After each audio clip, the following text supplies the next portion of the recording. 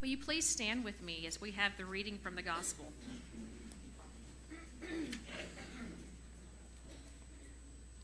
I know that I say this every time and you're just going to have to forgive me, but this is so important for you to have this each and every Sunday as you come here. It's yours. It's personal. It's very personal. So remember that next Sunday. Bring your own. Mark in it. Have those wonderful words. It's so nice to be able to go back and read those things each and every week to keep us going. 2 Kings chapter 5, verses 1 through 14. Now Naaman was commander of the army of the king of Aram. He was a great man in the sight of his master and highly regarded, because through him the Lord had given victory to Aram. He was a valiant soldier, but he had leprosy. Now bands of raiders from Aram had gone out and had taken captive a young girl from Israel, and she served Naaman's wife. She said to her mistress, "If only my master would see the prophet who is in Samaria, he would cure him of his leprosy." Naaman went to the master and told him what the girl from Israel had said. "By all means go," the king of Aram replied. "I will send a letter to the king of Israel." So Naaman left, taking with him 10 talents of silver, 6,000 shekels of gold, and 10 sets of clothing. The letter that he took to the king of Israel read, "With this letter, I am sending my servant Naaman to you so that you may cure him of his leprosy." As soon as the king of Israel read the letter, he tore his robes and he says, "Am I God? Can I kill and bring back to life? Why does this fellow send someone to me to be cured of his leprosy? See how he is trying to pick a quarrel with me?" When Elisha, the man of God, heard that the king of Israel had torn his robes, he sent him this message: "Why have you torn your robes? Have the man come to me, and he will know that that there is a prophet in Israel." So Naaman went with his horses and chariots and stopped at the door of Elisha's house. Elisha sent a messenger to say to him, "Go wash yourself 7 times in the Jordan, and your flesh will be restored, and you will be cleansed." But Naaman went away angry, and he said, "I thought that he would surely come out to me and stand and call on the name of the Lord his God, wave his hand over the spot, and cure me of my leprosy. Are not Abana and Pharpar, the rivers of Damascus, better than all the waters of Israel? Couldn't I wash in them and be cleansed?" So he turned and he went off in a rage. Naaman's servants went to him and said, "My father, if the prophet had told you to do some great thing, would you not have done it? How much more then when he tells you, 'Wash and be cleansed'?" So he went down and he dipped himself in the Jordan 7 times, as the man of God had told him, and his flesh was restored and became clean like that of a young boy. This is the word from God. Thanks be to God.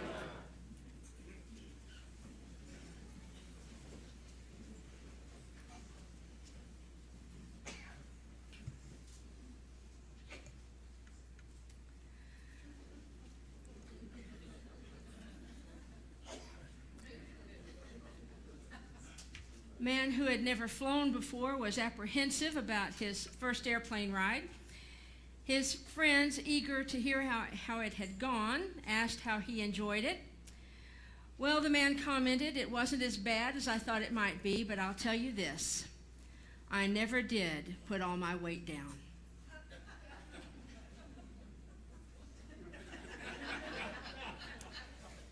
Trust issues. At some point or another, most all of us have them. Fear of the unknown can cause us to have trust issues. In life, we have been let down, disappointed, or betrayed. We do anything we can to guard our hearts or our future or our pocketbooks from further damage. Some people erect walls in order to keep others at bay. And some people try to control every situation so that they are assured of the process, if not the outcome. In the course of today's scripture, we see how a person of privilege makes the shift from control to acceptance, and along the way receives more than he bargained for. Now, you may have noticed that as I've been preaching this summer, I've been going through some of these Old Testament stories. I love these Old Testament stories. They have great words of wisdom for us. They are wonderful ways for us to get in touch with how things were so that we can see how things are now. And this particular story is one that, well, it just speaks to my heart, both for the control issue and the outcome issue. Naaman was a soldier in the Aramean army. He was a powerful man. He was accustomed to people doing what he asked them to do. For all of his power and prestige, he suffered from a skin condition that caused him physical, if not social, pain. The word leprosy was used for a variety of skin disorders, none of which was pleasant, and all of which deemed the person who had it unclean. So it stands to reason that Naaman would do what he could in order to be made well. And as the story unfolds, we see a series of ironic twists that lead up to Naaman's healing. Naaman's wife had a servant girl who had been captured from Israel. Now, this servant girl, who had absolutely no status whatsoever, offers advice about a prophet from Samaria whom she said could heal Naaman. So that's the first twist, is this girl who has absolutely no voice whatsoever, no status, is giving somebody powerful advice. Rather than ignoring her, Naaman went to his king to report what the girl had said. And amazingly, the king of Aram told Naaman to go check it out, that he had sent a letter along to the king of Israel. So Naaman sets out. He's got sufficient gifts to meet any medical copay you could imagine. And the letter from the king to the king of Israel, who also happens to be the son of the king Ahab, remember him? Naaman had been part of the military regime that brought down the king of Ahab, so it was going to be an awkward meeting no matter what. Oh, by the way, I was part of the regime that had your dad killed. When the king of Israel read the letter, he tore his clothes in distress. He didn't have the power to heal Naaman. He saw the letter as a taunt from the king of Aram, intended to provoke a fight. To say that he had trust issues would be an understatement. Now, the letter may have been delivered to the king of Israel, but it was meant for Elisha, the prophet that the servant girl was talking about. Elisha was the one who got the double portion of Elijah's spirit when Elijah was taken up in the whirlwind instead of dying. Elisha succeeded Elijah. He apparently got more than a double part of his spirit. He also got some of Elijah's attitude, because he told the king to send Naaman to him so that Naaman would know that he was a prophet in Israel. Now, you almost have to picture this, because this is like Hollywood. This is a great scene. Naaman arrived at the gates of Elisha's house with a great deal of pomp and circumstance. This mighty warrior, who expected Elisha to treat him with a proper amount of respect, was greeted not by the prophet, but by a messenger. So he shows up with all of these animals, with all of this stuff, with the 10 sets of clothes, with all of those things that we heard about, in front of this prophet's house, and he's met by a messenger. And the messenger says, hey, Elisha says, go wash in the Jordan 7 times, and your flesh shall be restored, and you shall be made clean. That was the last straw for Naaman. He was done. He deserved to be treated better than this. Who did Elisha think he was to treat him so rudely? Surely if Elisha knew how important he was, Elisha would come out himself, call on his God, wave his hand over the spot to cure his leprosy. All right, so I'm going to pause right here for just a moment because this should make us all squirm just a little bit. You see, we don't want to think that we act just as demanding as Naaman or as dismissive as Elisha, but in ways big and small, we kind of do. See, there's this story told about a man who lived on the East Coast who satisfied this lifelong ambition by purchasing for himself a very fine barometer. You know, the thing that measures all of the climatic things, whether or not it's going to rain or what's going to happen. When the instrument arrived at his home, he was extremely disappointed to find that the indicating needle appeared to be stuck at the sector marked hurricane. It was just stuck there. There wasn't a cloud in the sky. There wasn't any kind of indication of a hurricane. He shook it a few times. He was pretty aggravated. It just would not budge off of hurricane. He wrote a strongly worded letter of discontent to the store where he purchased the instrument. He mailed the letter the next day, and within a week, the offending barometer and his home were all blown away by a hurricane. Because this man refused to accept that the barometer's needle was reading true. My friends, how many times have we refused to accept that something was true? How many times have we been aggravated or annoyed because we thought we deserved better treatment? Or how many times have we dismissed somebody else because, well, we didn't have time or it wasn't our job?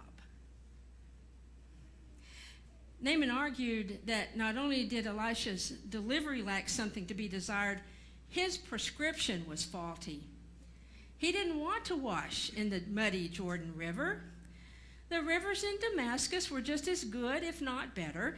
Why couldn't he wash in one of them? Naaman gathered up his ball of anger and he stormed off in a rage. Elisha did not meet his expectations, and more than that, Naaman did not trust that what Elisha told him would work. And if he couldn't trust Elisha, then why should he trust Elisha's God? William Sloane Coffin was a well-respected theologian who shed some light on this. We're going to move from Theology 202 to master's level theology here, so I want you to kind of follow me on this because this piece is important. This piece is really important that I'm fixing to talk about. He says, if we misconceive of God as Father Protector, as one, so to speak, in charge of all the uncontrolled contingencies along the way, then each disappointment reduces what may confidently be affirmed about God. And this is how most people lose their faith. If we see God as the one who controls every single contingency out there, every single mistake, every single accident, every single, all the uncontrolled contingencies, and we're disappointed by every single one, then that's how most people lose their faith. He goes on to say there is nothing anti-intellectual about the leap of faith, for faith is not believing without proof, but trusting without reservation. It's about trusting without reservation. Naaman didn't ask for proof that washing in the Jordan would heal him. He argued that the rivers in Damascus were just as good as the Jordan. He wanted to control the process rather than trust without reservation. And that brings us to a very significant point, and it's this. what do we mean when we say that we trust God? Do we mean by trust that we say nothing bad's going to happen to us or the people that we love? Because I would dare say that many of us who have been walking with God for a very long time know better. We've been trusting God for a very long time, and bad things still happen. So, if we trust God and bad things still happen, then either we still trust without reservation or we begin to lose our faith. See what I'm saying? Do we mean by trust that we don't have to be accountable for our bad decisions? See, our experience tells us differently. There is a difference between God controlling our lives and God preserving, guiding, and directing our lives. If we believe that God controls our lives, then every bump or difficulty erodes our ability to trust without reservation. But if we embrace a richer understanding of God's providential care, that God is constantly at work preserving, guiding, and directing our lives, we are better able to discern and make the most of God's providential actions in our lives, regardless of what the world throws at us. What is it that people have been preaching to us for the past month of June? Nothing can separate us from the love of God. Nothing can separate us from the love of God. That's true. Nothing can. But the world has a tendency to throw things at us, things that we don't expect, things that we can't control, things that we don't have any control over. And I'm not saying that God is not in charge. What I am saying is that we are under God's direction. We are under God's protection. That God is at work constantly and always, guiding, directing, protecting. And that what God asks of us is to follow God's instructions, even when we don't necessarily understand what those instructions are. Thank goodness we are works in progress when it comes to our willingness or our ability to trust without reservation. I won't speak for anyone else, but it's difficult not to err on the side of wanting to control the outcome, much less the process. Are there any other control freaks out there? Anybody? Naaman's servants appealed to him to reconsider his position. Hey, if the prophet had told you to do something difficult, would you have not done it? What could it hurt to do what he commanded? So Naaman immersed himself 7 times in the Jordan according to the word of the man of God. His flesh was restored and he was clean. You see, he let go of his need to control, and he surrendered to the simple direction to wash and be made clean. Oh, my friends, how hard it is for us. You see, somehow or another, we've gotten this sense that to be okay, we have to do something hard. We have to do something difficult. We have to climb some huge mountain. We have to swim some great big sea. When sometimes the instruction from God is really pretty simple. Amen. Sometimes the instruction from God is as simple as just love them. You don't have to fix it. You don't have to rescue it. You just have to love them.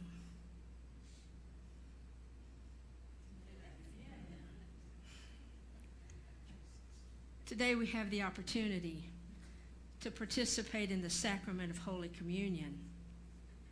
As we read the liturgy, we hear again the promises that God makes to all of creation, including humanity, we're invited again to trust without reservation that God is present in our lives, and that while we may not always understand the instructions, God will help us to follow them. And sometimes, always, that is enough.